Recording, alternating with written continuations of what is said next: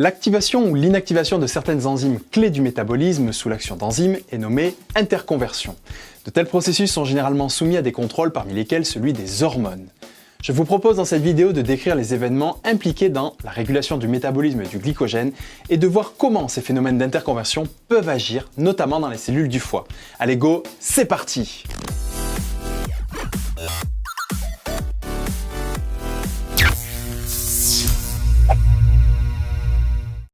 Prenons une cellule de foie et à partir d'une situation physiologique où vous avez faim par exemple ou une situation de stress immédiat, autrement dit une situation où vous êtes en hypoglycémie, eh bien dans ce cas-là votre organisme vous réclame une quantité accrue de glucose.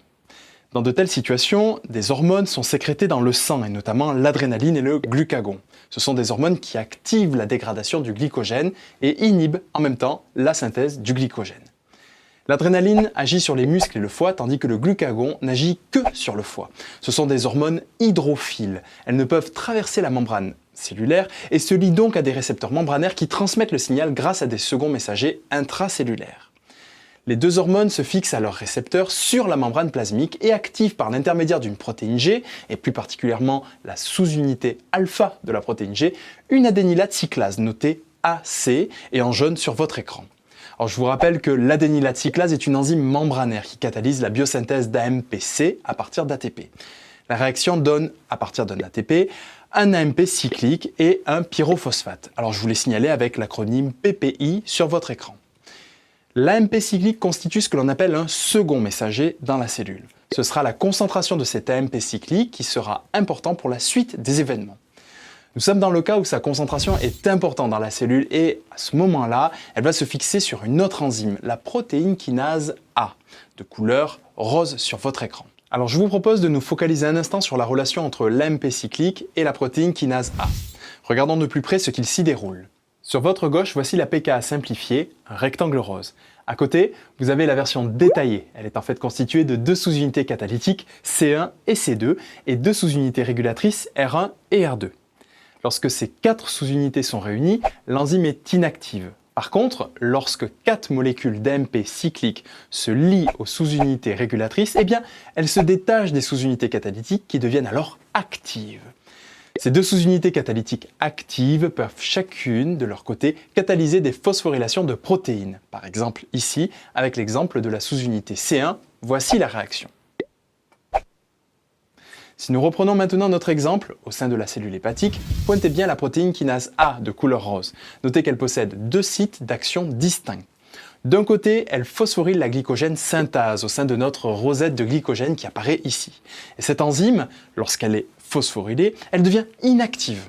Donc, en d'autres termes, ça bloque la dégradation du glycogène. De notre côté, notre protéine kinase A, en rose toujours, active par phosphorylation une autre kinase de couleur rouge appelée la phosphorylase kinase. Et cette phosphorylase kinase de couleur rouge va finalement phosphoryler la glycogène phosphorylase. Elle passe d'une forme inactive appelée B en forme active appelée A. Elle libère alors du glucose 1-phosphate à partir du glycogène. Celui-ci, après transformation en glucose 6-phosphate, peut être introduit, par exemple, dans la glycolyse. Et rappelez-vous qu'il existe uniquement dans le foie une enzyme capable de déphosphoryler ce glucose, 6-phosphate, la glucose 6-phosphatase. Et il se forme du glucose libre qui peut être alors déversé dans le sang. Cela correspond à la réponse cellulaire hépatique, la libération de glucose dans le sang à partir de glycogène. Cela augmente la glycémie et permettra une adaptation physiologique de l'organisme face à une situation de stress intense par exemple. Et toute cette cascade a été initiée par des hormones comme l'adrénaline et le glucagon. Maintenant, prenons l'autre situation physiologique, celle qui, au contraire, correspond à une mise en réserve de glycogène suite à un effort physique et d'un bon repas. Regardons donc comment la synthèse de glycogène est-elle stimulée. Dans ce cas-là, au niveau sanguin, on observe une hyperglycémie. Ce sera l'insuline qui va agir dans cette situation. Comment ? L'insuline est une hormone qui se fixe sur un récepteur membranaire particulier appelé tyrosine kinase. Et une fois lié, cela va déclencher la phosphorylation de protéines substrat nommées IRS sur votre écran, IRS indiquant substrat du récepteur de l'insuline en anglais. Ces protéines phosphorylées déclenchent des voies de transduction du signal qui aboutissent à l'activation de protéines kinases et qui phosphorylent et inactivent la glycogène synthase kinase. Ainsi, cette enzyme, la glycogène synthase kinase inactive, ne pourra pas maintenir la glycogène synthase sous forme phosphorylée inactive. Une autre enzyme, la protéine phosphatase 1, appelée PP1 sur votre écran, retire le phosphate de la glycogène synthase, activant ainsi l'enzyme et permettant la synthèse du glycogène. D'autre part, le rôle de l'insuline ne s'arrête pas là. Je vous rappelle que cette hormone provoque l'augmentation de la quantité de glucose intracellulaire en augmentant le nombre de transporteurs du glucose dans la membrane. Enfin, lorsque vous êtes en hyperglycémie, la concentration de sucre dans le sang dépasse les 1 g par litre, ce qui correspond à peu près à des valeurs autour de 5 millimolaires. Et le foie est sensible à la concentration de ce glucose dans le sang. Regardez, voici un graphique présentant l'activité enzymatique sur l'axe Y en fonction du temps, en minutes, sur l'axe des X dans les cellules de foie. On mesure l'activité de 2 enzymes. En bleu pour vous, la phosphorylase qui peut être active ou pas, et en rouge, la synthase active ou pas. Lorsqu'au temps T0 on réalise une perfusion sanguine de glucose, on observe que le taux de phosphorylase décroît rapidement. La phosphorylase est au départ de type A, et donc active, et devient inactive. Puis, après une certaine période de latence, le taux de glycogène synthase augmente et devient très active. Le résultat global, c'est que le glycogène est synthétisé. Si nous regardons de plus près ce qui se passe, la phosphorylase se trouve au niveau de la particule de glycogène et cette enzyme est en interaction avec la phosphatase par l'intermédiaire d'une sous-unité de la phosphatase appelée GL. Au départ, la phosphorylase est dans une conformation appelée R pour relâcher.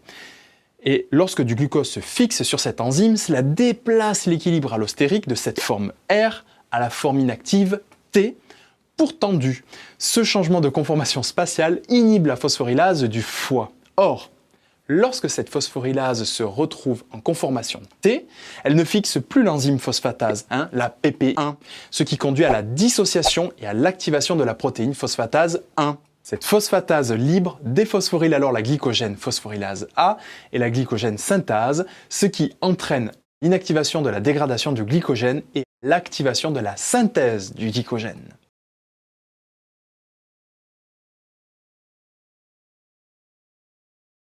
Voilà, donc d'un point de vue plus général et synthétique, la synthèse et la dégradation du glycogène sont coordonnées par plusieurs cascades de réactions permettant une amplification. Nous avons vu que l'adrénaline et le glucagon stimulent la dégradation du glycogène et inhibent sa synthèse en augmentant le taux cytoplasmique de l'AMP, ce qui active la protéine kinase A. Notre protéine kinase A active d'un côté la dégradation du glycogène en attachant un phosphate à la phosphorylase kinase et inhibe la synthèse du glycogène en phosphorylant la glycogène synthase. Finalement, les actions de notre protéine kinase A sont inversées par la protéine phosphatase 1 qui est régulée par diverses hormones. Par exemple, dans les cellules du foie, nous avons vu que l'insuline déclenchait une cascade de réactions qui phosphoryle et inactive la glycogène synthase kinase, une des enzymes qui inhibe la glycogène synthase. La glycogène synthase et la phosphorylase sont également régulées par des interactions allostériques non covalentes. Le métabolisme du glycogène est un exemple de la puissance et de la précision de la phosphorylation réversible dans la régulation des processus biologiques. Voilà, la vidéo s'arrête ici. Donc nous avons passé en revue toute la régulation du métabolisme du glycogène. J'espère que tout cela vous aidera dans vos révisions. Si vous avez aimé, un pouce bleu, sinon un pouce rouge et surtout n'hésitez pas à commenter si une partie n'est pas claire ou assez explicite. N'oubliez pas de vous abonner également et surtout de partager si vous pensez que ça peut aider votre entourage. C'est important et m'encourage vraiment à continuer. N'oubliez pas le site internet également, je vous place un lien sur l'écran, toujours pareil, je ne sais pas où encore, et dans lequel je replace vos questions avec mes réponses, le tout bien répertorié. Donc vous êtes nombreux à venir et à me poser de nombreuses questions, c'est excellent. Je vous dis à très bientôt, portez-vous bien, ciao!